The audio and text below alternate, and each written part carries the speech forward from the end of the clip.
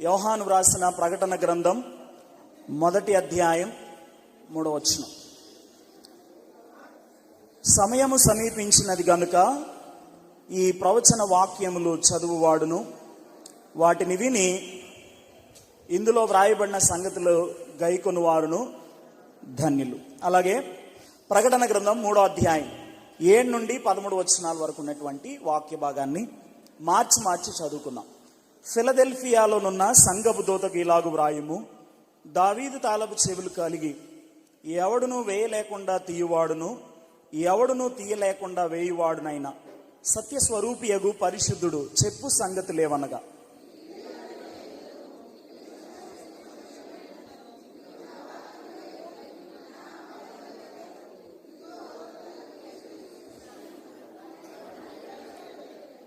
యూదులు కాకయే తాము యూదులమని అబద్ధమాడు సాతాను సమాజపు వారిని రప్పించెదను. వారు వచ్చి నీ పాదముల ఎదుట పడి నమస్కారం చేసి, ఇదిగో నేను నిన్ను ప్రేమించుకునని తెలుసుకున్నట్లు చేసేదను.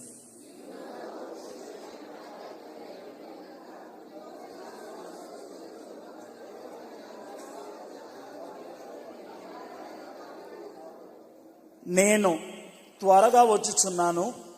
ఎవడును నీ కిరీటమును అపహరింపకుండానట్లు నీకు కలిగిన దాన్ని గట్టిగా పట్టుకొనుము.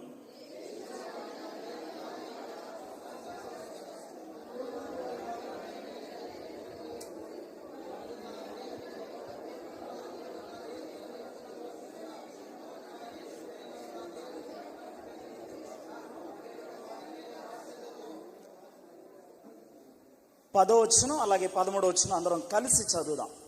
నీవు నా ఓర్పు విషయమైన వాక్యమును గైకొంటివి గనుక భూనివాసులను శోధించుటకు లోకమంతటి మీదికి రాబోవు శోధన కాలములో నేనును నిన్ను కాపాడెదను. సంఘములతో ఆత్మ చెప్పుచున్న మాట చెవిగలవాడు వినుగాక. ఆమెన్. పరిశుద్ధ బైబిల్ గ్రంథం అనేది మనకి 2 విధాలుగా అనుగ్రహింపబడింది. ఒకటి ప్రేరేపణ ద్వారా, 2 ప్రత్యక్షత ద్వారా. God has revealed and God has inspired. పరిశుద్ధ బైబిల్ గ్రంథంలో 66 పుస్తకాలు ఉంటే ఈ 66 పుస్తకాలు 2 విధాలుగా మనకు అనుగ్రహింపబడాయి. ఒకటి దేవుడు ప్రేరేపించాడు, రెండవది దేవుడు ప్రత్యక్షపరిచాడు. ప్రకటన గ్రంథాన్ని అపోస్తుడైనటువంటి యోహాను రచించాడని గడిచిన దినాల్లో దైవజనులు చెప్తూ ఉండగా మనందరం కూడా ఆలకిస్తూ ఉన్నాం. ఈ ప్రకటన గ్రంథాన్ని వ్రాస్తూ ఉన్నటువంటి సమయమందు యోహాను ముసలితనంలోనికి వచ్చేసాడు. నాటి క్రైస్తవ సంఘం భయంకరమైనటువంటి శ్రమల గుండా ప్రయాణం చేస్తున్నప్పుడు సంఘానికి 2 విధాలుగా శ్రమలు సంభవించాయి. 2 విధాలుగా. మొదటిది, యూదుల నుండి సంఘానికి శ్రమలు వచ్చాయి. యోధా మతస్థులైనటువంటి వారు ఎవరైతే ఉంటారో వారు సంఘాన్ని హింస పెట్టారని పరిశుద్ధ బైబిల్ గ్రంథంలో మనం చదువుతాం. అంత మాత్రమే కాదు, అన్యజనులైనటువంటి వారి ద్వారా కూడా సంఘానికి శ్రమలు సంభవించినట్లు మరి వాక్యంలోను అలాగే చరిత్ర పుస్తకాల్లోనూ మనం చదువుతాం.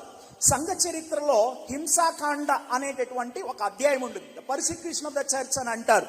సంఘానికి కలిగినటువంటి ఆ హింసలను గురించి తెలియజేసేటటువంటి అధ్యాయంలో నీరో ద గ్రేట్, నీరో చక్రవర్తిగా పిలువబడినటువంటి, రోమా సామ్రాజ్యానికి చక్రవర్తిగా పిలువబడినటువంటి నీరో అనేటటువంటి వ్యక్తి క్రీస్తు శకం 54వ సంవత్సరం నుండి 68వ సంవత్సరం వరకు కూడా మరి పరిపాలించినటువంటి సమయమందు క్రైస్తవులను బహు భయంకరమైనటువంటి రీతిలో హింసించాడని క్రైస్తవ సంఘ చరిత్ర మనకు తెలియజేస్తూ ఉంది. ఇప్పుడు అవన్నీ చెప్పాలనేది నా ఉద్దేశం కాదు, కానీ నీరో అయిపోయిన తర్వాత అతని తర్వాత వస్తున్నటువంటి అనేక మంది చక్రవర్తులు, స్మరణ సంఘానికి దేవుడు వర్తమానాన్ని ఇస్తూ 8వ వచనంలో 2వ అధ్యాయం 8వ వచనంలో అన్నాడు, స్మరణలో ఉన్న సంఘపు దూతకి ఇలాగు వ్రాయుము, మొదటివాడును కడపటివాడునయ్యుండి మృతుడై మరలా బ్రతికిన వాడు చెప్పు సంగతి లేవనగా, నీ శ్రమను నీ దరిద్రతను నేను ఎరుగుదును.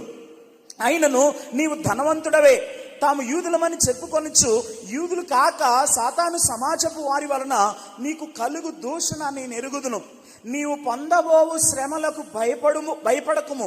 ఇదిగో మీరు శోధింపబడినట్లు అపవాది మీలో కొందరిని చెరలో వేయింపబోచున్నాడు. 10 దినములు శ్రమ కలుగును, మరణము వరకు నమ్మకముగా ఉండుము, నేను నీకు జీవ కిరీటమును ఇచ్చేదను అన్నాడు. 10 దినములు శ్రమ కలుగును అనే ఈ మాట దగ్గర చాలా మంది వేదాంత పండితులైనటువంటి వారు ఇచ్చేటటువంటి వివరణ ఏంటయ్యానంటే, రోమా సామ్రాజ్యాన్ని అనేక మంది చక్రవర్తులు పరిపాలన చేస్తే, ఈ పరిపాలన చేసినటువంటి చక్రవర్తులలో 10 మంది క్రైస్తవ సంఘాన్ని బహు భయంకరమైనటువంటి రీతిలో హింసించారు. నీరో దగ్గర నుండి మొదలుపెట్టి డొమిషియన్ అనేటటువంటి చక్రవర్తి కాలం వచ్చేసరికి క్రీస్తు శకం 81వ సంవత్సరం నుండి 96వ సంవత్సరం వరకు తాను పరిపాలన చేసినటువంటి కాలంలో క్రైస్తవులను భయంకరంగా హింసిస్తున్నటువంటి దినాలవి. ఆయన సంఘాన్ని హింస పెడుతున్నటువంటి సమయమందు అపోస్తుడైనటువంటి యోహానును పద్మాసు ద్వీపమునకు నిర్జనముగా, అంటే ఏ విధమైనటువంటి జనసంచారం లేనటువంటి ఒక ఐలాండ్కి అతన్ని పంపించినట్లు దేవుని వాక్యంలో మనం చదువుతున్నాం. 1వ అధ్యాయము 8వ వచనాన్ని చదువుదాం. అల్ఫాయు ఒమేగాయు నేనే, వర్తమాన భూత భవిష్యత్ కాలములలో ఉండువాడు నేనే అనియు సర్వాధికారియు దేవుడునకు ప్రభు సెలవిచ్చుచున్నాడు. మీ సహోదరుడును యేసును బట్టి కలుగు శ్రమలోను రాజ్యములోను సహనములోను పాలివాడైన యోహానను నేను దేవుని వాక్యము నిమిత్తమును యేసును గూర్చిన సాక్ష్యము నిమిత్తమును పద్మాసు ద్వీపమున పరవాసినైతిని అని అన్నాడు. పద్మాస్ అనేటటువంటి ఒక ద్వీపంలో, ఒక ఐలాండ్లో మనుషులు ఏ విధమైనటువంటి రీతిలో సంచరించినటువంటి జనాభా లేనటువంటి ఒక భయంకరమైనటువంటి స్థలానికి యోహాను తన ముసలితనంలో పంపించబడ్డాడు. ఆయన అక్కడ ఉన్నటువంటి సమయమందు దేవుడు భవిష్యత్తులో జరగబోయేటటువంటి సంగతులు ఏవైతే ఉన్నాయో వాటన్నిటినీ కూడా ప్రత్యక్షపరిచాడని పరిశుద్ధ బైబిల్ గ్రంథం చదువుతున్నప్పుడు మనకి అర్థమవుతుంది. ఆయన ఆ పద్మాసు ద్వీపంలో ఉన్నటువంటి సమయమందు దేవుడు అతనితో మాట్లాడుతూ ఇలా అన్నాడు. 1వ అధ్యాయం 19వ వచనం లేదా 18 నుండి చదువుదాం. నేను మొదటి వాడను, కడపటి వాడను, జీవించువాడను, మృతుడనైతిని గాని ఇదిగో యుగ యుగములు సజీవుడనై ఉన్నాను. మరియు మరణము యొక్కయు పాతాళ లోకము యొక్కయు తాళపు చెవులు నా స్వాధీనములో ఉన్నవి. కాగా నీవు చూచిన వాటిని, తర్వాత ఉన్న వాటిని, ఆ తర్వాత వీటి వెంట కలగబోవు వాటిని, అనగా నా కుడి చేతిలో నీవు చూచిన 7 నక్షత్రములను గూర్చిన మర్మమును, ఆ 7 సువర్ణ దీపస్తంభముల సంగతియు వ్రాయుము. ఆ 7 నక్షత్రములు 7 సంఘములకు దూతలు, ఆ 7 దీపస్తంభములు 7 సంఘములు అని అన్నాడు. మీరు అక్కడ 3 మాటలు చదువుతున్నారు. నీవు చూచిన వాటిని అనగా పాస్ట్ లో ఏదైతే జరిగిందో దాన్ని వ్రాయమంటున్నాడు. ఉన్న వాటిని అనగా యోహాను జీవించినటువంటి కాలంలో సంఘాల్లో జరుగుతున్నటువంటి పరిస్థితులను గురించి వ్రాయమని చెప్పాడు. ఆ తర్వాత వీటి వెంట కలగబోయేటటువంటి వాటిని నీవు వ్రాయి అని అన్నాడు. ఏం చూశాడు? 1వ అధ్యాయంలో ఆయన మహిమాన్వితుడైనటువంటి యేసుక్రీస్తు ప్రభు యొక్క అద్భుతమైనటువంటి దర్శనాన్ని చూశాడు. ఆ తర్వాత 2-3 అధ్యాయాల్లో అప్పట్లో ఉన్నటువంటి సంఘములు ఎఫెసులో, అలాగే స్ముర్నాలో, అలాగే పెర్గములో, తుయితైరాలో, సార్దీస్లో, ఫిలదెల్ఫియాలో, లవొదికియా అనేటటువంటి ప్రాంతాల్లో, చిన్న ఆసియాలో ఉన్నటువంటి ఈ 7 సంఘాలలో జరుగుతున్నటువంటి పరిస్థితులు ఏవైతే ఉన్నాయో వాటిని గురించి ఆయన రాయమని చెప్పాడు.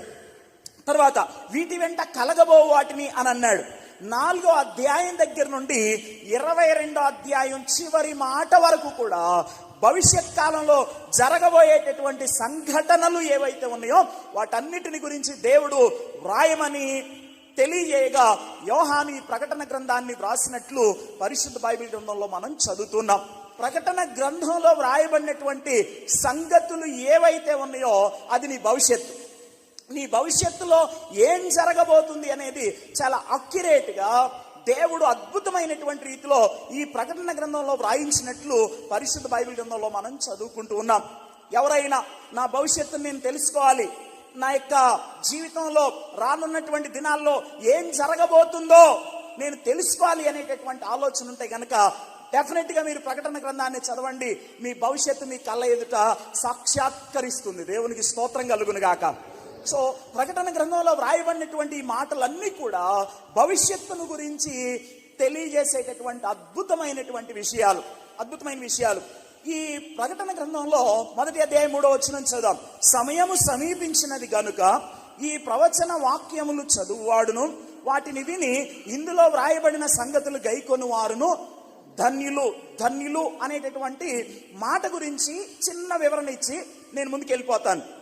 బైబిల్లో ప్రాముఖ్యంగా క్రొత్త నిబంధన గ్రంథాన్ని మీరు చదువుతున్నప్పుడు ధన్యులు అని కనబడుతున్నటువంటి ఈ మాట దగ్గర ఒరిజినల్ గా మొట్టమొదట నూతన నిబంధన గ్రీక్ భాషలో రాయబడింది. ఈ గ్రీక్ భాషలో రాయబడినటువంటి ఈ పదాన్ని ఎలా రాశారు అని అంటే మకారియోస్ అనేటటువంటి పదంగా రాశారు. మకారియోస్.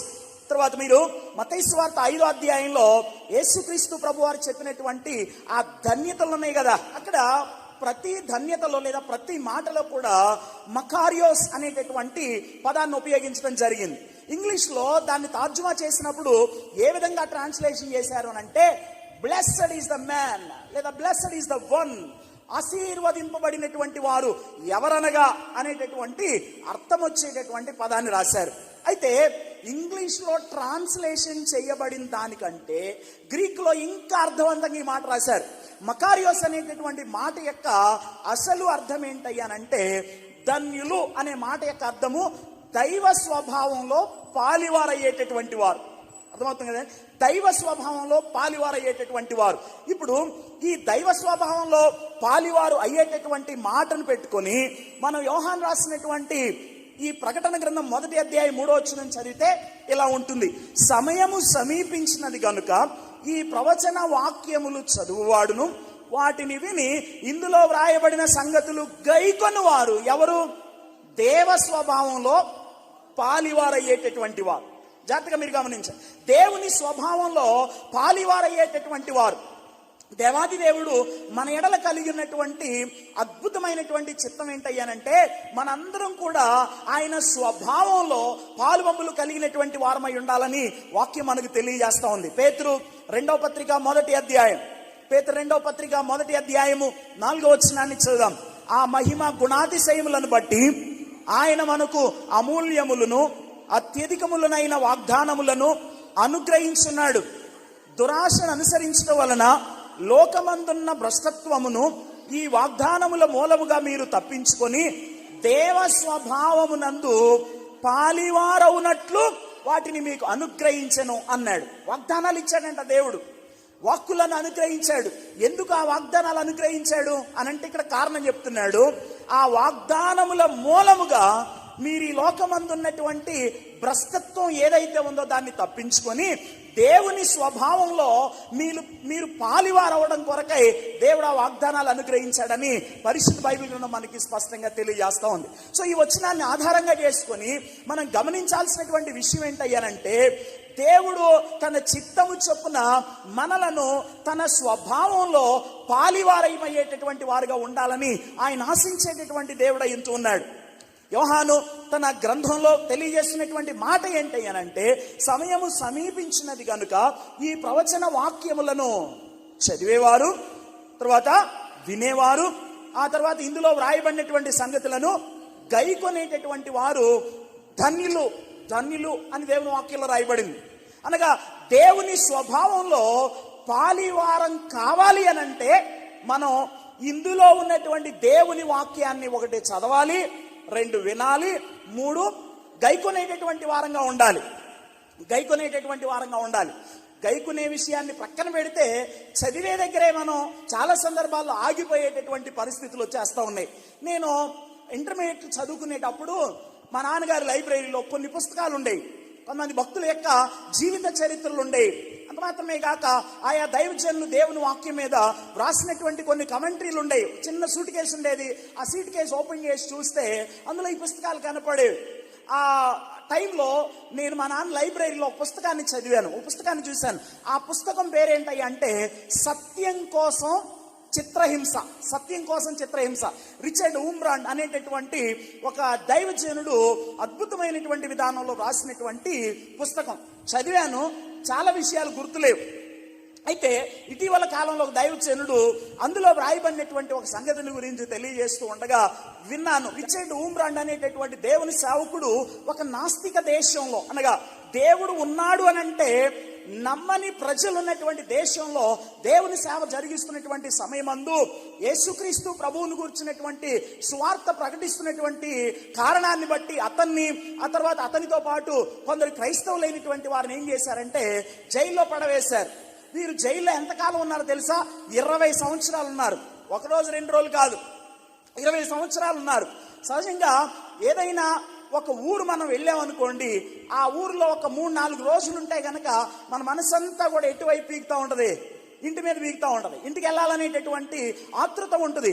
అయితే ఈ రిచర్డ్ ఊంబ్రాండ్ అనేటటువంటి సేవకుడు, ఆ తర్వాత తనతో పాటు ఉన్నటువంటి అనేక మంది దేవుని పిల్లలు, అనగా యేసుక్రీస్తు ప్రభునందు విశ్వాసం ఉంచినటువంటి దేవుని పిల్లలైనటువంటి వారు 20 సంవత్సరాలు జైల్లో ఉన్నారు.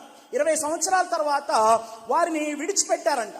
విడిచిపెట్టిన తర్వాత కొందరు అడిగారు వాళ్ళని, ఏమండి ఒక 3-4 రోజులైతేనే మనకి ఇంటి మీద మనసు వెళ్తా ఉంటది కదా, మీరు 20 సంవత్సరాలు ఎలా ఉండగలిగారు? 20 సంవత్సరాలు కుటుంబాన్ని విడిచి, పిల్లల్ని విడిచి, సంఘాన్ని విడిచి, అలాగే సమాజానికి దూరంగా మీరు ఏ విధంగా ఉండగలిగారు, స్నేహితులైనటువంటి వారిని విడిచిపెట్టి అని చెప్పి అడిగినటువంటి ప్రశ్నకు ఆ దైవజనుడు ఒక అద్భుతమైనటువంటి సమాధానం ఇచ్చాడు. ఏంటయ్యా ఆ సమాధానం అంటే, మేము 20 సంవత్సరాలు జైల్లో ఉన్నాం, కానీ ఈ 20 సంవత్సరాల కాలంలో దేవుడు మా కుటుంబాన్ని మాకు జ్ఞాపకం వచ్చినప్పటికీ కూడా మమ్మలను తన వాక్యం ద్వారా ఆయన ఏం చేశాడంటే ఆదరించాడు అని చెప్పి తెలియజేశాడంట. వాక్యం ద్వారా ఆదరించాడు. పరిశుద్ధ గ్రంథంలో ఉన్నటువంటి మాటల ద్వారా దేవుడు మమ్మలను ధైర్యపరిచాడు. ఆ జైల్లో ఉన్నటువంటి సమయమందు దేవుని వాక్యాన్ని చదువుకొని ఒకరినొకరు ప్రోత్సహించుకొని మేము బలపడ్డాం అని చెప్పి ఆయన తెలియజేశాడంట. అలా తెలియజేయగానే వెంటనే ఇంకో ప్రశ్న అడిగారు. అసలు యేసు ప్రభు గురించి చెప్తుంటేనే మిమ్మల్ని జైల్లో పడవేశారు, మీకు జైల్లో దేవుని వాక్యం ఎక్కడిది అని అడిగారంట. అడిగినందుకు ఆ దైవజనుడు చెప్పినటువంటి సాక్ష్యాన్ని విన్నప్పుడు బుర్ర తిరిగిపోయింది. ఏంటయ్యా సాక్ష్యం అని అంటే, వాళ్ళు జైల్లో ఉన్నటువంటి ప్రాంతంలో చాలా మంది ఖైదీలైనటువంటి వారు కానీ, లేదా జైల్లో పనిచేసేటటువంటి వారు కానీ టాయిలెట్స్కి వెళ్ళినప్పుడు వాళ్ళు కడుక్కోరు, తుడుచుకుంటారు, టిష్యూ పేపర్లు పెట్టి తుడుచుకుంటారు. అయితే టిష్యూ పేపర్లతో కాకుండా వాళ్ళు బైబిల్లో ఉన్నటువంటి పేజీలు ఏవైతే ఉంటాయో వాటిని చింపి వాటితో తాము బయటికి వెళ్ళిన తర్వాత తుడుచుకొని ఆ జైలు ఆవరణం లేదా ఆ టాయిలెట్లు ఉండేటటువంటి స్థలంలో పడవేసేటటువంటి వారు.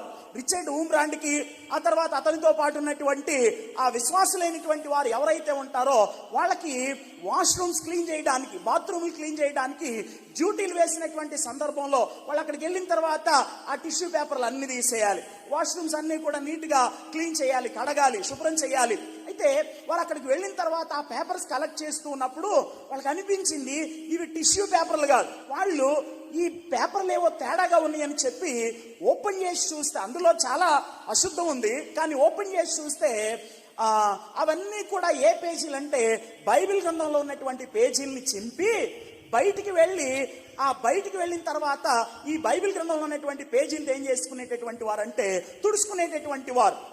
వాళ్ళు అది చూసిన తర్వాత అయ్యో దేవుని వాక్యాన్ని వీళ్ళు ఇలా ఉపయోగిస్తున్నారు, దేవుని వాక్యం రాయబడినటువంటి పేజీలు అని చెప్పి చాలా బాధపడి వాళ్ళు చేసినటువంటి పని ఏంటంటే, ఉదాహరణకి ఎవరికైనా ఒక పేజీ దొరికింది అనుకోండి, ఆ పేజీలో ఉన్నటువంటి ఆ అశుద్ధం ఏదైతే ఉంటుందో దాన్ని క్లీన్ చేసుకొని నీళ్ళతో కడిగేసి అది వీళ్ళు వాష్రూమ్స్ క్లీన్ చేసేలోగా దాన్ని ఆరబెట్టుకొని ఏం చేసేటటువంటి వాళ్ళంటే, ఫర్ ఎగ్జాంపుల్ మీకు ఇలా చూపించనివ్వండి, ఒక పేపర్ తీసుకుంటే కనుక దాన్ని కడిగేసి శుభ్రంగా వాళ్ళు ఏం చేసేవాళ్ళంటే అది ఆరిపోయిన తర్వాత దాన్ని ఫోల్డ్ చేసి మడతపెట్టి, చాలా చిన్నగా మడతపెట్టి, ఎందుకంటే మళ్ళీ బైబిల్ ఉన్నట్లు చూస్తే ఏం చేస్తారంటే కాల్చి పడేస్తారు జైల్లోని, అంత భయంకరమైనటువంటి పరిస్థితి అది.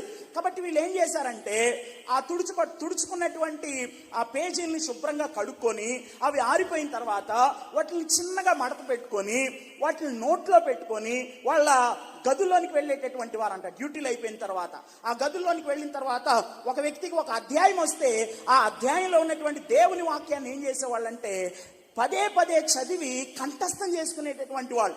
ఎందుకంటే బైబిల్లో ఉన్నటువంటి పేజీలు వాళ్ళ దగ్గర ఉన్నాయని తెలిస్తే కనుక వాళ్ళు ఏం చేస్తారంటే కాల్చి పడేస్తారనమాట. అందుకనే వాళ్ళు ఏం చేసేటటువంటి వాళ్ళంటే ప్రతి పేజీలో ఉన్నటువంటి దేవుని వాక్యాన్ని కంఠస్థం చేసి బైహార్ట్ చేసి ఒక్కొక్కరు ఒక్కొక్క అధ్యాయాన్ని, ఒక్కొక్కరు ఒక్కొక్క పుస్తకాన్ని ఇలా కంఠస్థం చేసి నీకు ఎన్నో అధ్యాయం వచ్చింది, మొదటి అధ్యాయం, అందులో ఉన్న సంగతులు ఏంటి వాటన్నిటిని చెప్పేవాళ్ళు, తర్వాత వివరించుకునేవాళ్ళు, ఆ తర్వాత ఇంకొకళ్ళు. అలా పరిశుద్ధ బైబిల్ గ్రంథంలో వాళ్ళకు దొరికినటువంటి పేజీలు ఏవైతే ఉంటాయో ఆ పేజీలన్నిటినీ కూడా చాలా చక్కగా చదివి హృదయంలో భద్రం చేసుకొని ప్రతిరోజు కూడా ఈ జైల్లో ఉన్నటువంటి ఖైదీలు, వాళ్ళని భయంకరంగా కొట్టేటటువంటి వాళ్ళు, రిచర్డ్ ఊమ్రాండ్ అనేటటువంటి వ్యక్తి బయటకు వచ్చిన తర్వాత ఒక్కసారి మిమ్మల్ని బాగా కొట్టారని చెప్తున్నారు కదా, మీ గాయాలు చూపిస్తారని అడిగితే అతని షర్ట్ ఓపెన్ చేసి చూస్తే వెనకంతా కూడా భయంకరమైనటువంటి గాయాల తాలూకా గుర్తులు.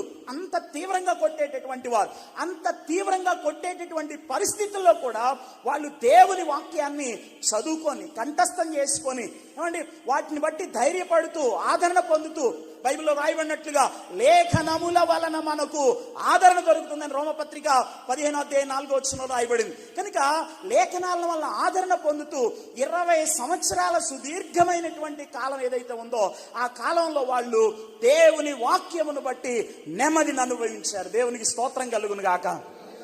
భక్తుడైనటువంటి కీర్తనాకారుడు అంటాడు, నీ వాక్యము నన్ను బ్రతికించుచున్నది, ఇదే నా బాధలో నాకేం చేస్తుంది, నెమ్మదిని అనుగ్రహిస్తుందని వాక్యంలో రాయబడింది. కనుక దేవుని పిల్లలంగా మనకి అంత కఠినతరమైనటువంటి పరిస్థితులు లేవు. మనందరి చేతిలో కూడా పరిశుద్ధ గ్రంథాలు ఉన్నాయి. ఒకసారి మీ పరిశుద్ధ గ్రంథాలు చూడొచ్చా? స్పష్టంగా పైకెత్తండి. స్పష్టంగా అందరి చేతిలో పరిశుద్ధ గ్రంథాలు ఉన్నాయి. బట్ ప్రాబ్లం ఏంటంటే దీన్ని చదవం మనం. దేవుని వాక్యాన్ని చదవడం కానీ, పఠించడం కానీ, ధ్యానించడం కానీ, ఇందులో ఉన్నటువంటి సంగతులు ఎవరైనా చెప్తూ ఉంటే వినడం కానీ, ఆ విన్నటువంటి దేవుని వాక్యం ఏదైతే ఉందో దాన్ని మనం ఏం చేయమంటే అనుసరించి నడుచుకోం, చదవం అసలు. అందుకే మన జీవితాల్లో ధన్యత ఏమో కానీ దరిద్రత మాత్రం ఏలుబడి చేస్తుంది. ఈ ప్రకటన గ్రంథం ఈ చివరి పుస్తకంలో దైవజనుడైనటువంటి యోహాను ఒక అద్భుతమైనటువంటి మాట రాస్తూ ఏమంటున్నాడంటే, సమయము సమీపించినది. దేని కొరకైనటువంటి సమయం ఇది అంటే అంత్యకాల సంభవాలు ఏవైతే ఉంటాయో అవి జరగడానికి సమయం దగ్గర పడింది. ఎండ్ టైమ్ ఈవెంట్స్, ఎస్కటాలజికల్ ఈవెంట్స్, చిట్ట చివరిలో అంత్యకాలంలో జరగబోయేటటువంటి సంగతులు ఏవైతే ఉంటాయో అవన్నీ కూడా జరగడానికి సమయం సమీపించినది. కనుక ఆ సమయం వచ్చేలోపు మీరు దేవుని స్వభావంలో పాలువారవ్వాలి, మీరు ఆశీర్వదింపబడినటువంటి పరిస్థితుల్లోనికి రావాలి, మీరు ధన్యకరమైనటువంటి పరిస్థితుల్లోనికి రావాలి. అది జరగాలి అని అంటే 1 దేవుని వాక్యాన్ని చదవాలి, 2 దేవుని వాక్యాన్ని వినాలి, 3 దేవుని వాక్యంలో ఉన్నటువంటి సంగతులను గైకొనేటటువంటి వారంగా ఉండాలి.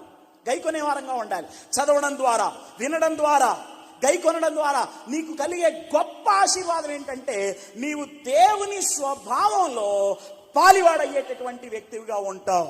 That is Makarios. అక్కడ వాడబడినటువంటి పదం అది.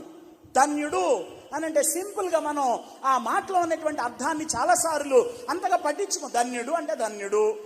ఇంకా కొంచెం ఎక్కువగా ఆలోచన చేస్తే ఆశీర్వదించబడినటువంటి వా.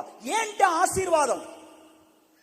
చదవడం ద్వారా, వినడం ద్వారా, గైకొనడం ద్వారా నీకు కలిగేటటువంటి గొప్ప ఆశీర్వాదం ఏంటయ్యానంటే నీ జీవితంలో అత్యంత ఉన్నతమైనటువంటి ఆశీర్వాదాన్ని నువ్వు పొందుకుంటావు. అది ఏంటయ్యానంటే దేవుని స్వభావంలో పాలివారం అయ్యేటటువంటి వారంగా ఉంటాం. దేవునికి స్తోత్రం కలుగును గాక. హల్లెలూయా. కనుక ఈ రాత్రికాల సమయం అందు ఈ మాటను మనం చదువుతున్నప్పుడు ఒక నిశ్చయతలోనికి రావాలి. ఒకసారి రిచర్డ్ ఊమ్రాండ్ జ్ఞాపకం చేసుకోండి.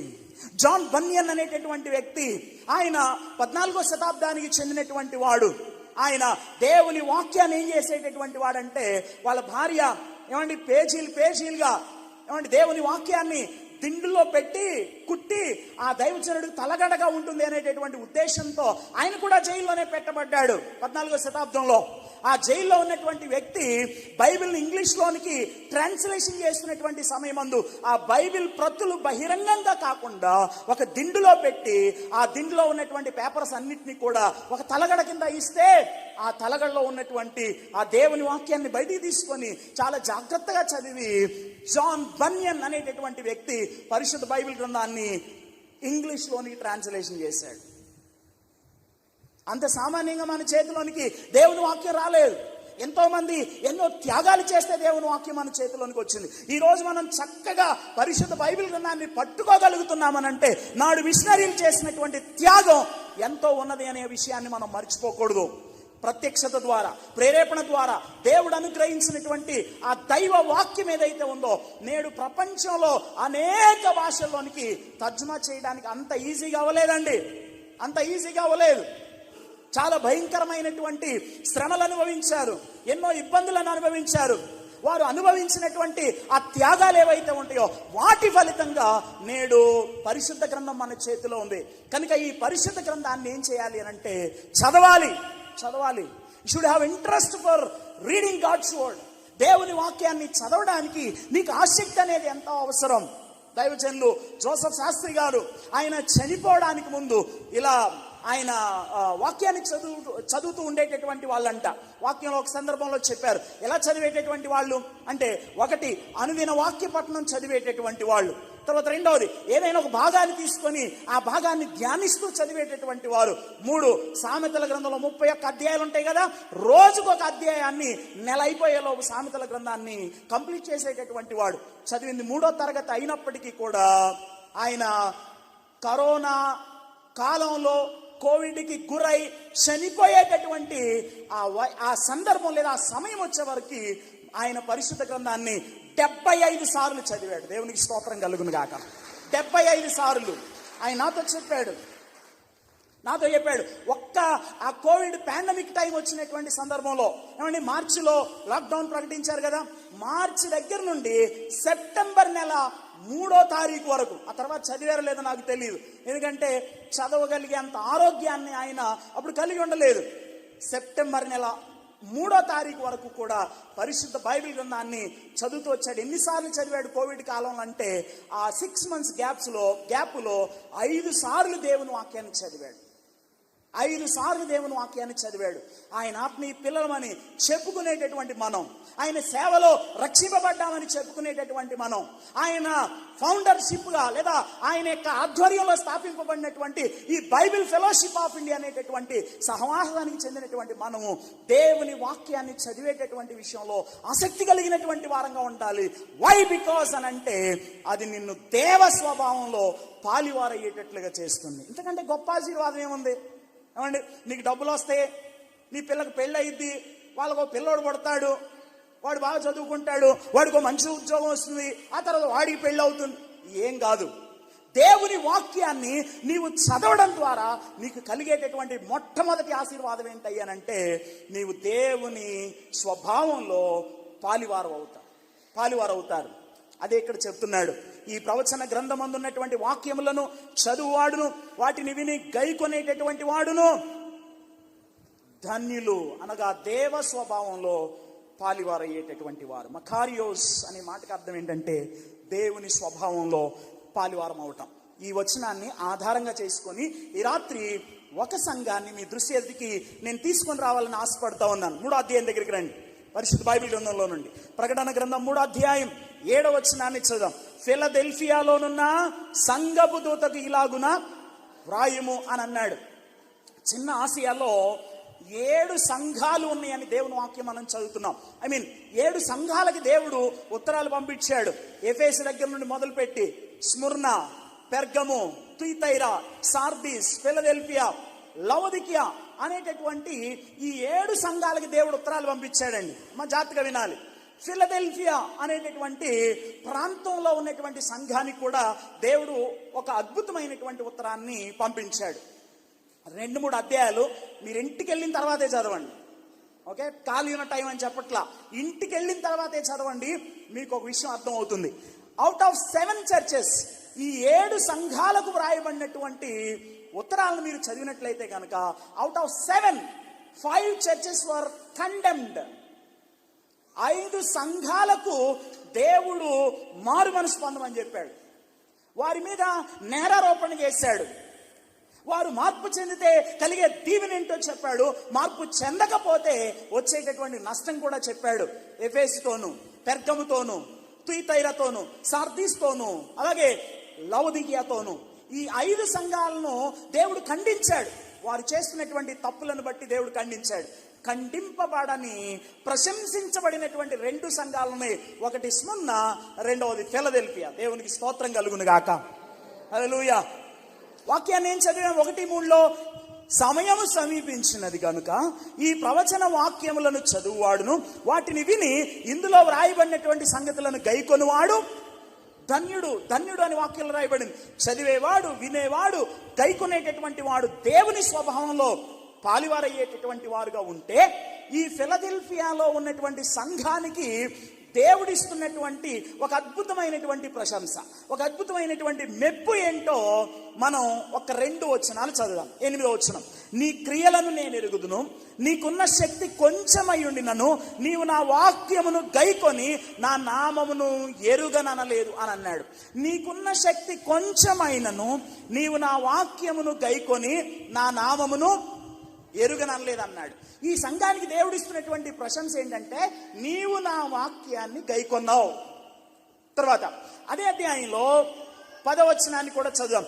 నీవు నా ఓర్పు విషయమైనటువంటి వాక్యమును గైకొంటివి అని అన్నాడు. గైకొంటివి అని అన్నాడు. 1:3 ఏం చెప్పింది? సమయము సమీపించినది గనుక ఈ ప్రవచన వాక్యములను చదువువాడును వాటిని విని ఇందులో వ్రాయబడినటువంటి సంగతులు గైకొని వాడును ధన్యుడు. దేవుని వాక్యమును గైకున్నటువంటి ఒక అద్భుతమైనటువంటి సంఘము ఏదైనా ఉందయ్యా అంటే, ప్రకటన గ్రంథం 2-3 అధ్యాయాల్లో అది ఫిలదెల్ఫియా సంఘం. దేవునికి స్తోత్రం కలుగును గాక. హల్లెలూయా. వీరు వాక్యాన్ని గైకొన్నారు. వాక్యాన్ని గైకొంటే వారికి కలిగేటటువంటి దీవెన ఏంటో నేను మీకు చెప్పడానికి ముందు ఒకసారి 119వ కీర్తన దగ్గరికి రండి.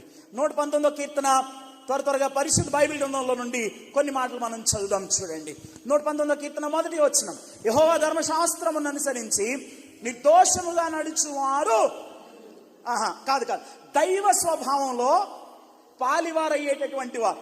అక్కడ నేను చెప్పిన మాటలు మీరు పెట్టి చదవండి. ధన్యులు అనేది రొటీన్గా చదువుతుంటాంలే, రెగ్యులర్గా చదువుతుంటాంలే, అంటే చదవద్దని నేను అంటలేదు. ఈ రాత్రికి మాత్రం ఈ మాట మీరు గుర్తుపెట్టుకొని ఈ మాటను ఆధారంగా చేసుకొని, ఇప్పుడే కాదు, whenever you read God's word, దేవుని వాక్యాన్ని మీరు ఎప్పుడు చదివినా సరే ధన్యులు అనేటటువంటి మాట దగ్గర ఈ మాట పెట్టి చదవండి. చదువుదాం. చూడండి ఒకసారి. యెహోవా ధర్మశాస్త్రమును అనుసరించి నిర్దోషముగా నడిచి వారందరూ దైవ స్వభావంలో పాలివారయ్యేవారు. స్తోత్రం. 2, ఆయన శాసనములను గైకొనుచు పూర్ణ హృదయముతో ఆయన్ని వెదుకువారు. చిన్నగా ట్రాక్లో వస్తున్నారు ఇప్పుడే, చెప్పండి. ఆయన శాసనములను గైకొనుచు పూర్ణ హృదయముతో ఆయన్ని వెదుకువారు దైవ స్వభావంలో పాలివారయ్యేటటువంటి వారు. దైవ స్వభావంలో పాలివారయ్యేటటువంటి వారు, ఆశీర్వదింపబడినటువంటి స్థితిలోనికి వచ్చేటటువంటి వారు. వీరికి అనుగ్రహింపబడే ధన్యకరమైనటువంటి పరిస్థితుల్లో ఒక 4 గురించి చెప్పాడు ఇక్కడ. 3వ వచనాన్ని చదువుదాం. చూడండి. వారు ఆయన మార్గములలో నడుచుకొనుచు ఏ పాపమును చేయరని అన్నారు.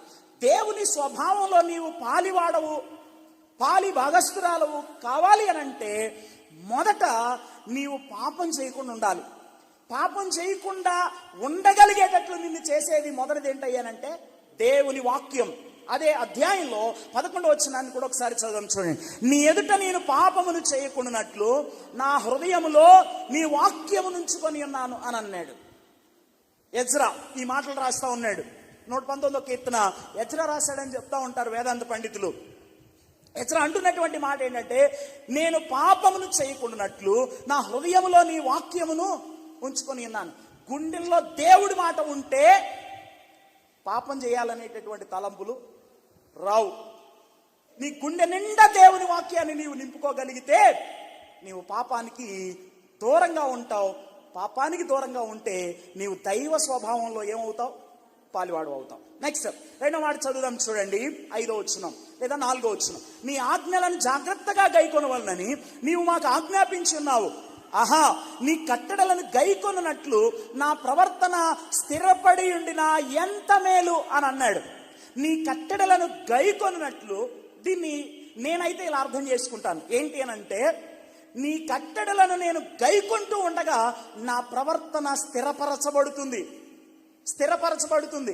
కొంతమందికి నిలకడ ఉండదు, స్థిరత్వం ఉండదు. ఈరోజు ఇక్కడ, రేపు ఇంకో చోట, ఆ తర్వాత ఇంకో చోట, ఆ తర్వాత ఇంకో చోట. బోయాజు రూతుతో మాట్లాడుతూ అంటాడు, నా కుమారి, వేరొక పొలంలోనికి నీవు పోవద్దు, ఇక్కడే నా పనికత్తెల యొద్ద నిలకడగా ఉండుము అని అన్నాడు. నిలకడ అనేది చాలా ప్రాముఖ్యం, స్థిరత్వం అనేది చాలా ప్రాముఖ్యం. ఒక్కొక్క రోజు ఒక్కొక్క చోట తేలేటటువంటి వారిగా తయారైపోయారు ఈ రోజున చాలా మంది. What ever the reason might be, కారణం ఏదైనా అయినప్పటికీ కూడా చాలా మంది జీవితాల్లో ఈరోజు ఏం లేదంటే నిలకడలేదు. పాల్సన్ గారు మళ్ళీ మొట్టమొదటిసారి వచ్చినటువంటి సందర్భంలో ఆ రూతు గ్రంథంలో దేవుని వాక్యాన్ని ప్రకటిస్తే చిట్ట చివరిలో అయ్యగారు దైవజనులు జోసఫ్ శాస్త్రి గారు కొన్ని ముగింపు పలుకులు చెప్పారు. ఆ ముగింపు పలుకుల్లో ఆయన ఒక ఉదాహరణ చెప్పారు. బిల్లీ గ్రాహం గారు అనేటటువంటి దైవజనుడి దగ్గరకు ఒక ఆవిడ వచ్చిందంట. ఆవిడ వచ్చి ఇలా అందంట, అయ్యా ఇప్పటికి 25 సంఘాలు మార్చా, అంటే 25 సంఘాలు తిరిగా, ఒకదాని తర్వాత ఒకటి ఇలా 25 సంఘాలు నేను మార్చుకుంటూ వచ్చా. ఏ సంఘం కూడా నాకు మంచిదిగా కనబడలా, నేను ఆశించినవేవి కూడా ఆ సంఘంలో కనబడట్లేదు అని అంటే ఆ దైవజనుడు అడిగిందంట అలా మాట్లాడుతూ, ఏదైనా మీరు బాగా మంచి దైవజనులు కాబట్టి ఒక మంచి సంఘాన్ని గురించి చెప్తే నేను అక్కడికి అటెండ్ అవుతాను అని అన్నంట. ఆ దైవజనుడు అన్నాడంట, అమ్మ నువ్వు ఎక్కడికి పోవద్దు అని అన్నాడంట. అదేంటి అయ్యా అలా అంటారంటే, నువ్వు ఏ సంఘానికి పోతే ఆ సంఘం పాడైద్ది అన్నాడంట. కొంతమందికి నిలకడ ఉండదు, స్థిరత్వం ఉండదు, ఒక చోట వేరుపారినటువంటి అనుభవం కలిగినటువంటి వారై ఉండరు. ఒక మొక్కను తీసుకొని ఒక స్థలంలో నాటిన తర్వాత వాస్తు బాలేదనో, ప్లేస్ బాలేదనో, లేకపోతే ఇక్కడ సెట్ అవ్వలేదనో అనేటటువంటి ఉద్దేశంతో దాన్ని తీసి ఇంకో స్థలంలో నాటారు. 2-3 రోజుల తర్వాత ఇంకో స్థలంలో నాటారు, 2-3 రోజుల తర్వాత ఇంకో స్థలంలో నాటారు. పదే దాని స్థానాన్ని మార్చడం ద్వారా ఆ చెట్టుకు కలిగేటటువంటి నష్టం ఏంటంటే చస్తుంది. చాలా మంది జీవితాల్లో ఒక సంఘంలో స్థిరపరచబడినటువంటి అనుభవం కలిగినటువంటి వారుగా ఉండరు, నిలకడైనటువంటి అనుభవం ఉండదు. కీర్తనకారుడైనటువంటి ఎజ్రా అంటున్నాడు, అయ్యా నీ కట్టడలను నేను గైకుంటూ ఉండగా నా ప్రవర్తన స్థిరపడుతుంది, అది నాకు మేలు అంటున్నాడు. నీ ప్రవర్తన స్థిరపడినప్పుడే, లేదా నీవు నిలకడగలిగినటువంటి అనుభవంలోనికి వచ్చినప్పుడే నీవు దేవుని స్వభావంలో పాలివాడు అవుతావు. దేవునికి స్తోత్రం కలుగును గాక. అండ్ 3వ మాట చెప్తున్నాడు, 6వ వచనం, నీ ఆజ్ఞలన్నిటినీ నేను లక్ష్యం చేయనప్పుడు నాకు ఏ విధమైనటువంటి అవమానం కలదు. ఇక్కడ మాట చెప్పనివ్వండి, చాలా మంది రక్షింపబడినటువంటి దేవుని పిల్లలు, వారి కుటుంబాల్లో ఉన్నటువంటి వారు అనేక సందర్భాల్లో అనేకమైనటువంటి అవమానాలకు గురయ్యేటటువంటి వారుగా ఉంటారు. నీకు కలిగేటటువంటి అవమానం నీవు యేసును నమ్మిన కారణాన్ని బట్టి అయితే నీకు ఏ విధమైనటువంటి నష్టం లేదు. కానీ నీకు కలిగేటటువంటి అవమానం నీవు చేసేటటువంటి పాపాన్ని బట్టి అయితే మాత్రం ఒక్కసారి ఆలోచించాల్సిందే. తప్పనిసరిగా ఎందుకు నాకు ఈ అవమానం వచ్చింది? ఈరోజు చాలా మంది మేము క్రైస్తవులం, దేవుని పిల్లలం అని చెప్పుకునేటటువంటి అనేక మంది జీవితాల్లో అవమానాలే తప్ప మంచి పరిస్థితులు కనబడట్లేదు. కారణం ఏంటయ్యానంటే, వారు దేవుని వాక్యమును, దేవుని ఆజ్ఞలను ఏం చేయట్లేదు, లక్ష్య పెట్టట్లేదు. లక్ష్య పెట్టేటటువంటి వారుగా ఉండనటువంటి కారణాన్ని బట్టి వారి జీవితాల్లో ఏం సంభవిస్తుందంటే అవమానం సంభవిస్తుంది. ఉదాహరణ చెప్తాను వినండి. దావీదు యొక్క జీవితాన్ని మీరు జ్ఞాపకం చేసుకుంటే సమూయేలు మొదటి గ్రంథం 16వ అధ్యాయం దగ్గర ప్రారంభం అవుతుంది. ఆఫ్ కోర్స్ 13వ అధ్యాయంలో ఇండైరెక్ట్ గా దేవుడు అతని గురించి ఒక మాట చెప్పాడు. 16వ అధ్యాయంలోకి వచ్చిన తర్వాత దావీదు సీన్ లోకి ఎంటర్ అవుతాడు. మొదటి సమూయేలు గ్రంథం లేదా సమూయేలు మొదటి గ్రంథం 16వ అధ్యాయం దగ్గర నుండి దావీదు జీవితం ఎలా ఉంటుందంటే, అద్భుతమైనటువంటి రీతిలో ఎత్తైన కొండ మీదకి ఒక్కొక్క మెట్టు ఎక్కి వెళ్ళిపోయినట్లుగా ఉంటుంది. చాలా అద్భుతమైనటువంటి విషయం. సమూయేలు 2వ గ్రంథం 11వ అధ్యాయం తర్వాత దావీదు జీవితం ఎలా ఉంటుందంటే, అక్కడి నుండి దమాలను పడిపోయి జారిపోయినటువంటిదిగా ఉంటుంది అతని జీవితం. ఎన్నో అవమానాల పాలయ్యాడు. అబ్షలోం అనేటటువంటి దావీదు కుమారుడు దావీదును తరుముతున్నటువంటి సందర్భంలో అహితోబు అనేటటువంటి ఒక వ్యక్తి చెప్పినటువంటి ఆలోచన ప్రక్కన పెట్టేసి మరొక వ్యక్తిని సంప్రదిస్తే, ఆ వ్యక్తి అబ్షలోంతో ఏమంటాడు తెలుసా? నీ తండ్రి ఎంత బలవంతుడో తెలుసా? అతను ఎంతో ధైర్యవంతుడు. అతన్ని చూసినటువంటి వారు ఎవరైతే ఉంటారో వారు సింహపు గుండె వంటి గుండె కలిగినటువంటి వారైనా సరే మీ నాన్నగారిని చూస్తే వాళ్ళు ఏం చెందుతారు? దిగులు పడతారు అని దావీదుని గురించి ఒక గొప్ప మాట చెప్పాడు. ఇంత గొప్ప వ్యక్తిత్వం కలిగిన దావీదు దేవుని చిత్తానుసారమైనటువంటి మనసు కలిగినటువంటి వాడని పేరు పొందినటువంటి దావీదు తన జీవితంలో ఇంత భయంకరమైన అవమానకరమైనటువంటి పరిస్థితుల్లోనికి ఎందుకు వచ్చాడు అని అంటే దేవుని వాక్యాన్ని లక్ష్య పెట్టనటువంటి కారణాన్ని బట్టి. దేవుని వాక్యం ద్వారా నీకు కలిగేటటువంటి మేలేంటయ్యానంటే నీవు అవమానం పాలవో. దేవుని ఆజ్ఞలను లక్ష్య పెట్టినప్పుడు నీకు అవమానం కలగదు. ఈ అవమానం కలగనటువంటి స్థితి నిన్ను ఎక్కడికి నడిపిస్తుందంటే దేవుని స్వభావంలో పాలివాడ అయ్యేటట్లు చేస్తుంది. స్తోత్రం. చివరి మాట అంటున్నాడు 7వ వచనంలో, నీతిగల నీ న్యాయ విధులను నేను నేర్చుకున్నప్పుడు యథార్థ హృదయంతో నేను నీకు కృతజ్ఞతాస్తుతులు చెల్లించేదని అని అన్నాడు. మీరందరూ మంచిగా ఆరాధన చేశారు. 5 రోజుల నుండి బ్రహ్మాండంగా చేస్తున్నారు. చాలా మంది ఆరాధన చేస్తున్నారు. అయితే let me ask you a question. మిమ్మల్ని ఒక ప్రశ్న అడగనివ్వండి. మీ హృదయంలో నుండి వచ్చే కృతజ్ఞత అది యథార్థమైందేనా? ఇలా అంటాడేంటి అనుకోమాకండి, ఆలోచించండి. మన హృదయంలో నుండి వచ్చేటటువంటి కృతజ్ఞత, దేవుని ఎడల నీవు వ్యక్తపరిచేటటువంటి ఆ అద్భుతమైనటువంటి కృతజ్ఞత, నీవు చేసేటటువంటి ఆరాధన కదా. చాలా సార్లు ఆరాధన అని చెప్తా ఉంటావు కదా. అయితే ఒక ప్రశ్న, అది యథార్థ హృదయం నుండి వచ్చేటటువంటి కృతజ్ఞతాస్తుతేనా? ఆలోచించాల్సినటువంటి అవసరం ఉన్నది. మరోసారి బిల్లీ గ్రహం గారి గురించి ఒక మాట చెప్తాను. యథార్థత అనే విషయాన్ని గురించి ఆయన ఇలా చెప్పాడు. చాలాసార్లు చెప్పాను, సందర్భం వచ్చింది కాబట్టి మరొకసారి జ్ఞాపకం చేస్తాను. నీవు యథార్థవంతుడు ఎప్పుడవుతాడో తెలుసా? మొదటి మాట, చెప్పే మాట చేసే పని ఒకే రకంగా ఉన్నప్పుడు యథార్థవంతుడవు. 2, అంతరంగంలోనూ బయటికి ఒకే రకంగా ఉంటే యథార్థవంతుడవు. 3వది, ఇంట్లో ఉన్న 1000 కిలోమీటర్ల దూరంలో ఉన్న ఒకే రకమైనటువంటి స్వభావం కలిగినటువంటి వ్యక్తిగా ఉన్నప్పుడు దాన్ని యథార్థత అని అన్నారు. ఈ మాటల తక్కెట్లో మనల్ని మనం పెట్టుకొని ఆలోచన చేస్తే ఎన్నిసార్లు మనం ద్వందార్థం కలిగిన వారం కదా. చెక్ చేసుకుందాం. నీ ఆజ్ఞలను, నీ న్యాయ విధులను నేను నేర్చుకున్నప్పుడు యథార్థ హృదయంతో నేను నీకు కృతజ్ఞతాస్తుతులను చెల్లించేదను అని అన్నాడు. నీ హృదయం నుండి వచ్చేటటువంటి కృతజ్ఞత యథార్థమైందైనప్పుడు నీవు దేవుని స్వభావంలో పాలివాడవయ్యేటటువంటి వ్యక్తివిగా ఉంటావు. వాక్యాన్ని గైకొనడం ద్వారా ఎన్నో మేలు ఉన్నాయి ప్రియులరా.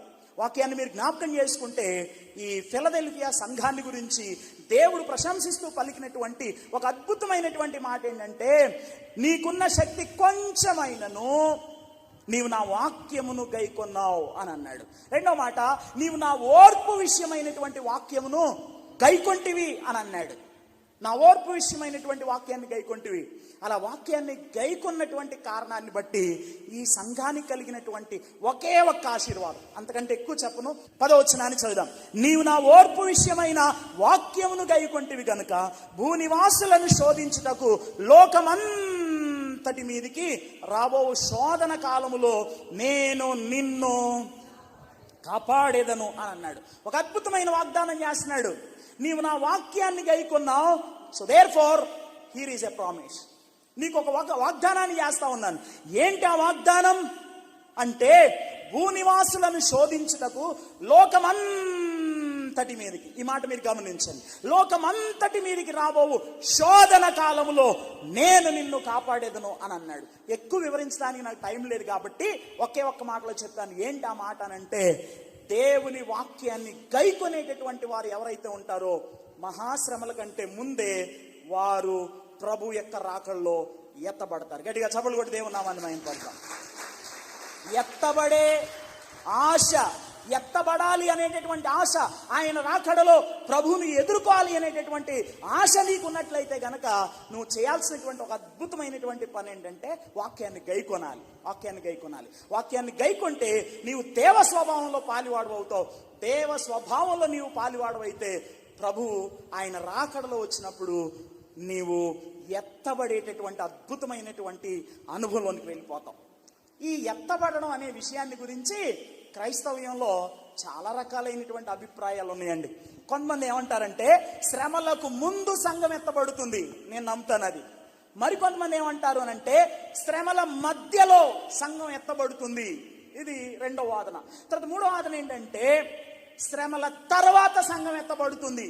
ప్రాథమికంగా ఈ 3 కూడా క్రైస్తవ్యంలో ఉన్నటువంటి 3 రకాలైనటువంటి ఆలోచనలు. ప్రభు యొక్క రాకడలో సంఘం ఎప్పుడు ఎత్తబడుతుంది అనేటటువంటి విషయాన్ని గురించి ఇలా చెప్పనివ్వండి. కొందరేమో శ్రమలకు ముందు సంఘం ఎత్తబడుతుందని నమ్ముతారు, కొందరేమో శ్రమల మధ్యలో సంఘం ఎత్తబడుతుందని నమ్ముతారు, కొందరేమో శ్రమల తర్వాత సంఘం ఎత్తబడుతుందని నమ్ముతారు. పరిశుద్ధ బైబిల్ గ్రంథంలో యేసుక్రీస్తు ప్రభు యొక్క రాకడను గురించి 300 ప్రవచనాలు ఉన్నాయి. స్తోత్రం, హల్లెలూయా. గట్టిగా స్తోత్రం చేద్దాం, హల్లెలూయా. 2 చేతులు ఎత్తి హల్లెలూయా. 300 ప్రవచనాలు ఉన్నాయి. ఈ 300 ప్రవచనాలు చదివేటప్పుడు ఒక విషయాన్ని మనం గుర్తుపెట్టుకోవాలి. అందరూ వినాలి ఈ మాట. టిమ్ లహాయ్ అనేటటువంటి ఒక థియాలజియన్ ఇలా చెప్తాడు. ఏంటయ్యానంటే, ఆయన రాకడను గురించి వివరించేటటువంటి వచనాలు ఏవైతే ఉంటాయో వాటిని మనం చదివేటప్పుడు ఆయన రాకడ ఒక్క సంఘటనగా చేస్తే లేఖన భాగాలెన్నో విరుద్ధమైనటువంటి కార్యాలు చేసినట్లు అనిపిస్తూ ఉంటుంది. అంటే ఒకదాని పొంతన ఉండదు అనమాట. అన్నిటినీ ఒక దగ్గర పెట్టేసాం అనుకోండి, ఆ 300 ప్రవచనాలు ఉంటాయి కదా, అన్ని ఒక దగ్గర పెట్టేసి వరుసగా చదువుకుంటూ పోతే నీకు ఏం అర్థం కాదు. యేసుక్రీస్తు ప్రభు యొక్క రెండవ రాకడలో 2 దశలు ఉన్నాయి. మొదటి దశ, ఆయన ఆకాశ మండలానికి వస్తాడు. అర్థమైందండి? ఆకాశ మండలానికి వస్తాడు. రెండవ దశలో ఆయన భూమి మీదకి వచ్చేటటువంటి దేవుడై ఉన్నాడు. జాగ్రత్తగా గుర్తుపెట్టుకోండి. మొదటి దశలో ఆయన ఆకాశ మండలానికి వస్తాడు, మనమందరం కూడా ప్రభువుని ఎదుర్కొంటాం. స్తోత్రం, హల్లెలూయా, హల్లెలూయా. రెండవ దశలో ఆయన భూమి మీదకి వచ్చేటటువంటి దేవుడై ఉన్నాడు. దైవజనుడు ఆకెపోగు ఇమ్మానుయేల్ గారని బైబిల్ స్కాలర్, ఆయన మంచి దైవజనుడు. ఆయన ఒక గ్రంథాన్ని రాశాడు. ఆ గ్రంథంలో ఉన్నట్లుగా అందులో నేను స్లైడ్స్ సిద్ధపరిచి పెట్టాను. రాకడలో ఉండేటటువంటి ఈ 2 దశలు ఏవైతే ఉన్నాయో, ఈ 2 దశలకు మధ్య ఉన్నటువంటి వ్యత్యాసాలు త్వరగా చదివేస్తాను బ్రదర్. ఆయన రాకడ మొదటి దశలో ఆయన ఆకాశ మండలానికి వస్తాడు. రెండవ దశలో భూమి మీదకి వస్తాడు. ఇది మొదటి వ్యత్యాసం. తర్వాత రెండవ వ్యత్యాసం ఏంటయ్యానంటే, ఆయన రాకడ మొదటి దశలో ఆయన సంఘం కొరకై వస్తాడు. సంఘం ప్రారంభమైనటువంటి ఆ తొలి దినం మొదలుకొని ఎత్తబడేంత వరకు కూడా యేసుక్రీస్తు ప్రభుని స్వంత రక్షకుని అంగీకరించి రక్షణ పొంది, మారు మనసు పొంది, పాపక్షమాపణ పొంది, బాప్తిస్మం పొంది పరిశుద్ధతలో కొనసాగేటటువంటి దేవుని పిల్లలు ఎవరైతే ఉంటారో, ఆయన తన మొదటి రాకడలో సంఘం కొరకై వచ్చేటటువంటి దేవుడై ఉన్నాడు. నేను రెఫరెన్స్లు కూడా ఇచ్చాను, తర్వాత మీరు చూసుకోండి. తర్వాత ఆయన రాకడ రెండో దశలో సంఘముతో వస్తాడు. వ్యత్యాసాన్ని మీరు గమనించండి. మొదటి దశలోనేమో సంఘము కొరకు వస్తాడు, రెండవ దశలో సంఘముతో వస్తాడు. వేవేల పరిశుద్ధులతో ఆయన ఈ భూమి మీదకి వచ్చేటటువంటి దేవుడై ఉన్నాడని యోధాపత్రిక 14 రాయబడింది. ఆయన రాకడ మొదటి దశల గురించి పాత నిబంధనలో మనకి ఏ సమాచారం లేదండి, ఏ సమాచారం లేదు. పౌలు గారు అంటాడు, నేను ఒక మర్మమును మీకు తెలుపుచున్నాను. మర్మం అంటే ఏంటి? విచ్ వాజ్ వెయిల్డ్, ముసుగు వేయబడినది, ప్రత్యక్షము కానటువంటిది, దాన్ని నేను మీకు ఇప్పుడు తెలియపరుచున్నాను అన్నాడు. అంటే సంఘమును గురించి కానీ, సంఘం ఎత్తబడేటటువంటి విషయాన్ని గురించి కానీ పాత నిబంధనలో మనకి ఏ సమాచారం లేదు. అయితే యేసుక్రీస్తు ప్రభు యొక్క రెండవ దశలో ఆయన భూమి మీదకి వచ్చేటటువంటి సమయం ఏదైతే ఉందో దాని గురించి పాత నిబంధనలో అనేక సందర్భాల్లో ప్రస్తావించబడింది. ఇది మూడో వ్యత్యాసం. తర్వాత యేసుక్రీస్తు ప్రభు యొక్క రాకడ మొదటి దశకు ఏ సూచనలు లేవండి, ఏ సూచనలు లేవు. యేసుక్రీస్తు ప్రభు యొక్క రాకడ మొదటి దశకు ఏ సూచన లేదు. ఆకస్మికంగా వస్తాడు, అకస్మాత్తుగా వస్తాడు. ఏ దినాన వస్తాడో మీకు తెలియదు. కొంతమంది డేట్లు ఇచ్చేస్తున్నారు. యేసు ప్రభు ఏదో వాళ్ళకి దర్శనంలో కనపడి చెప్పినట్లు నమ్మమాకండి. ఆయన రాకడ మొదటి దశకు సూచనలు ఏవి లేవు. బట్ ఆయన రాకడ రెండవ దశ ఎక్కడికి? భూమి మీదకి. ఆ భూమి మీదకి వచ్చేటటువంటి ఆ దశను గురించి ఎన్నో సూచనలు ఇచ్చాడు. మత్తయి సువార్త 24వ అధ్యాయం చదువుకోండి, మీకు అర్థమవుతుంది. తర్వాత ఆయన రాకడ మొదటి దశ ఇది ఆశీర్వాద సమయం, ఆదరణ సమయం, ఆదరణ కొరకు వచ్చేటటువంటి దేవుడు అయి ఉన్నాడు. తర్వాత ఆయన రాకడ రెండో దశలో శాసనం మరియు తీర్పు కొరకై ఆయన ఈ భూమి మీదకి రాబోతూ ఉన్నాడు. ఆరో వ్యత్యాసం ఏంటంటే, రాకడ మొదటి దశ విశ్వాసులకు సంబంధించింది అయితే రాకడ రెండవ దశ ఇశ్రాయేలీలు అన్యజనుల శేషానికి సంబంధించినటువంటిది. తర్వాత ఏడవ వ్యత్యాసం ఏంటంటే, ఒక్క క్షణంలో రెప్పపాటులో ఆయన ప్రజల కొరకై ఆయన వస్తాడు. ట్వింక్లింగ్ ఆఫ్ అన్ ఐ అని ఉంటుంది అనమాట. ఆ కన్ను మూసి తెరిసేలోగా సంఘములో ఉన్నటువంటి విశ్వాసులందరూ కూడా మధ్యాకాశంలోనికి ఎత్తబడతారు. స్తోత్రం, హల్లెలూయా, హల్లెలూయా. కనురెప్పపాటులో జరిగే అద్భుతమైనటువంటి విషయం. అయితే ఈ మధ్యాకాశంలోనికి వచ్చేటటువంటి విషయాన్ని గురించి కేవలం సంఘంలో ఉన్నటువంటి వ్యక్తులు మాత్రమే చూడగలరు, ఇంకెవరికి కనపడ్డా ఆయన. కానీ ఆయన రాకడ రెండవ దశ ప్రపంచమంతటికి కనపడుతుంది. ఇదిగో నేను త్వరగా వచ్చుచున్నాను అనే మాట చెప్తా ఆయన అంటాడు, ప్రతి నేత్రము ఆయనను చూచును అని అన్నాడు. తర్వాత 8వ వ్యత్యాసం ఏంటంటే, సంఘం ఎత్తబడగానే శ్రమల కాలం ప్రారంభం అవుతుంది. అలాగే రెండవ దశలో ఆయన భూమి మీదకి రాగానే 1000 పరిపాలన ప్రారంభం అవుతుంది. ఇది 8వ వ్యత్యాసం. 9వ వ్యత్యాసం ఏంటంటే, ఆయన రాకడ మొదటి దశలో యేసుక్రీస్తు ప్రభువారు వేకువ చుక్కలా కనబడితే, రెండవ దశలో ఆయన నీతి సూర్యులా కనబడబోతున్నాడు. ఆయన రాకడ మొదటి దశలో సైతాను ప్రస్తావనే లేదు. ఎంత మంచి విషయమో కదా ఇది. మనం వెళ్తా ఉంటాడు, అడ్డుకోడు. మనం వెళ్తా ఉంటే వాడు మనల్ని ఇబ్బంది పెట్టడు, వాడి ప్రస్తావనే లేదు. కానీ ఆయన రాకడ రెండవ దశలో ఉన్నటువంటి విషయాలు చదువుతున్నప్పుడు, ఆయన రాకడ రెండవ దశ ప్రారంభం అవగానే అపవాదిని పట్టుకొని దేవుడు 1000 సంవత్సరాలు బంధించేటటువంటి దేవుడు అయి ఉన్నాడు. ప్రకటన గ్రంథం 20వ అధ్యాయం దీనికి అద్భుతమైనటువంటి ఉదాహరణ. చెప్పొచ్చే విషయం ఏంటంటే, ఫిలదెల్ఫియా సంఘానికి దేవుడు ఒక అద్భుతమైనటువంటి వాగ్దానం చేస్తున్నాడు. ఏంటయ్యా వాగ్దానం అని అంటే, నీవు నా ఓర్పు విషయమైనటువంటి వాక్యాన్ని గైకొన్నావు. చదివేవాడు, వినేవాడు, వాటిని అనుసరించి నడుచుకునేటటువంటి వారు ధన్యులైతే ఆ ధన్యతను నేను నీకు ఇవ్వబోతున్నాను. ఆ దేవ స్వభావంలో పాలివాడవయ్యేటటువంటి భాగ్యాన్ని నేను నీకు ఇవ్వబోతున్నాను.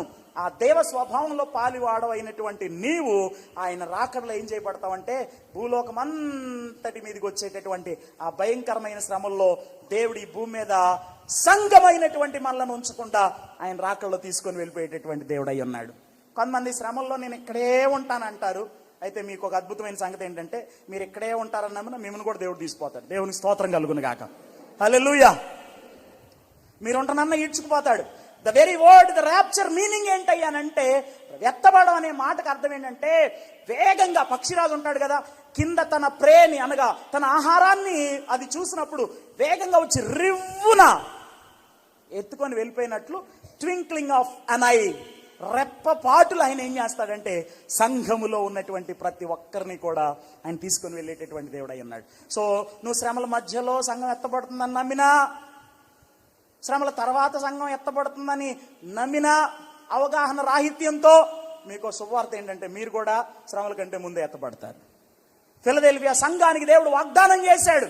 వాగ్దానం ఇచ్చినటువంటి దేవుడు నమ్మదగిన వాడు. ఆయన తన వాగ్దానాన్ని నెరవేర్చేటటువంటి విషయంలో ఏ మాత్రం కూడా ఆయన వెనక్కి తిరిగి చూసేటటువంటి దేవుడు కాడు అని పరిశుద్ధ బైబిల్ గ్రంథం మనకి స్పష్టంగా తెలియజేస్తుంది.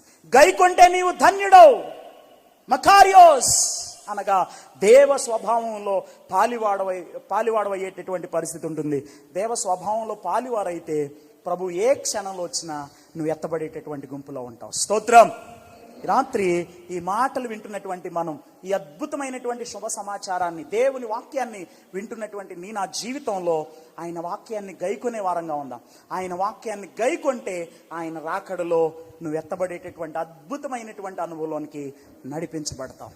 అట్టి కృప దేవుడు మనందరికీ అనుగ్రహించి తన వాక్యాన్ని గైకొనే వ్యక్తులుగా మన నుంచి ఆయన రాకడలో మనందరం కూడా ఎత్తబడటానికి పరిశుద్ధాత్మ దేవుడు మనందరినీ కూడా సిద్ధపరచును గాక. ఆమేన్.